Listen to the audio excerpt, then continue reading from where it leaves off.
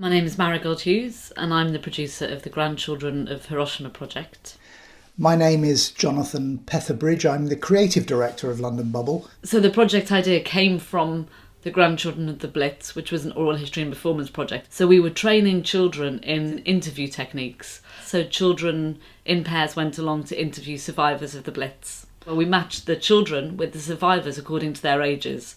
So for example, Ella, who was 8, interviewed Betty, who was 78, but was 8 at the time of the bombing. And then basically what happened after that is we had volunteers to transcribe the interviews. So Bubble have a methodology that they use to kind of create this sort of theatre, but essentially it's getting the ingredients for the story and putting them together to create a piece of intergenerational community theatre. The idea behind the workshops is that the writer and the designer see some of the ideas that the group come up with, and they get a sense of the texture you receive when children and adults are working together, retelling the stories of their community. And then there was a community cast of about 30 people, and they performed Blackbirds, which was the culminating production of the project. So when we did the Grandchildren of the Blitz project, that was the 70th anniversary of the Blitz. So obviously the Blitz happened in 1941. We were doing the Blitz project in 2011. And at that time, I was aware that there was another anniversary approaching, which was the end of the Second World War, and also the anniversary of the bombing of Hiroshima. So I'd lived in Japan for 2 years after I graduated, and I'd lived in Hiroshima for the first of those years.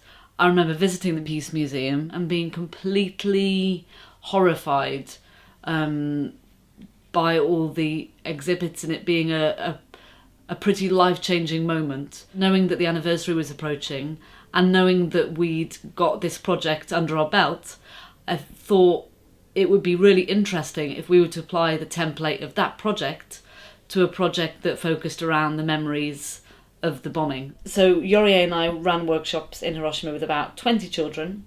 And I mean, for those workshops, that was a very condensed version of what we did with the children in the Grandchildren of the Blitz. And we spent 3 days basically doing oral history training. And the children were brilliant, really engaged, really interested, very playful, very silly, very jolly, but also very kind of sincere in the face of the task that was facing them.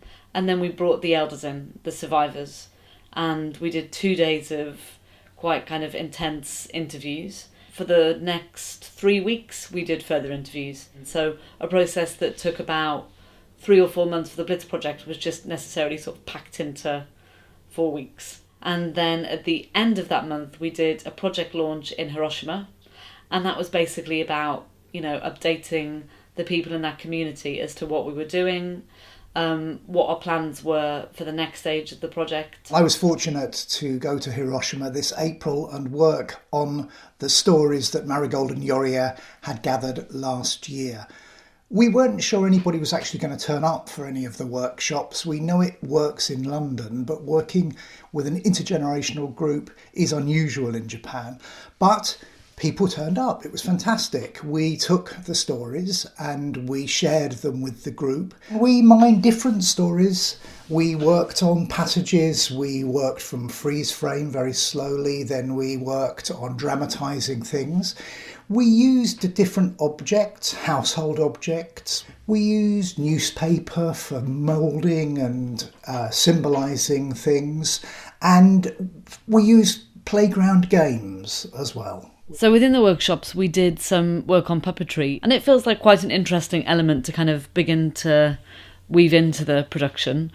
And I mean, one of the most interesting features of the project at this stage was the amount of different people of different age groups. So we had the youngest participant was around 8, and then we had one of the survivors coming along as well, Tedicott, and she is in her late 70s. So I think, like every intergenerational project, seeing people of all those ages working together was really great.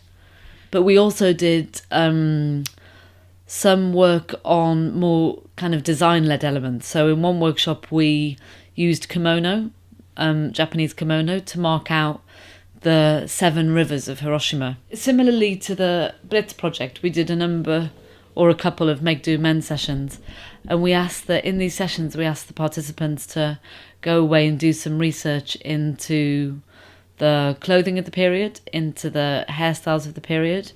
And then we asked them to present some of their findings back to the group. And that was really interesting, because what you see happening is, I guess, kind of bringing them into the project as co-creators. So it's not like they're just turning up and being told what to do, but they take responsibility for what they're bringing into the sessions as well. And the children responded to it really well, and probably better than the adults.